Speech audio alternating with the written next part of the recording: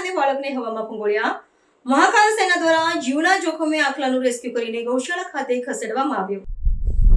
નવરચિત ઓગળ તાલુકાના મુખ્ય મથક થરામાં આખલાઓનો આતંક સમાવી રહ્યો છે. બજારમાં અવારનવાર રાહદારીઓને વાહન ચાલકો આખલા યુદ્ધનો ભોગ બનતા હોય છે.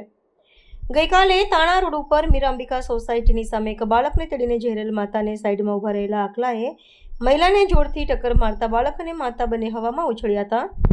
આ ઘટનામાં બાળકને તેડીને જતી મહિલાને માથામાં ગંભીર ઈજા થઈ હતી, જેના કારણે તેમને 4 ટકા આવ્યા હતા. બાળકને પણ પછાડ લાગ્યો હતો અને આ ઘટનાનો વિડીયો વાયરલ થતાં ઈજાગ્રસ્ત મહિલા ગોકુળનગર સોસાયટીની રહેવાસી છે.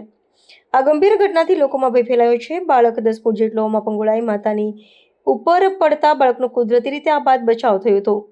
સદનસીબે મોટી દુર્ઘટના ટળી હતી. ત્યારે આ બાબતે મહાકાલ સેનાની ટીમને જાણ થતાં મહાકાલ સેના જિલ્લા પ્રમુખ શૈલેન્દ્રસિંહ વાઘેલા તેમજ તેમની ટીમ દ્વારા જીવના જોખમે આખલાનું રેસ્ક્યુ કરી પાંજરાપોળ ખસેડ્યો હતો.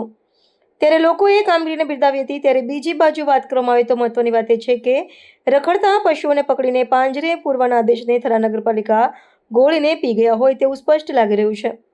થરાની બજારમાં જ્યાં જુઓ ત્યાં ખૂંખાર આખલાઓનો આતંક જોવા મળે છે. રોજે રોજ નાના મોટા અકસ્માતો સર્જે છે. તેમ છતાં કુંભકર્ણની નિંદ્રામાં સૂતું પાલિકા પશુઓ પકડવામાં સદંતર નિષ્ફળ રહ્યું છે. પાલિકાની ઢીલી કામગીરી સામે લોકોમાં રોષ જોવા મળી રહ્યો છે.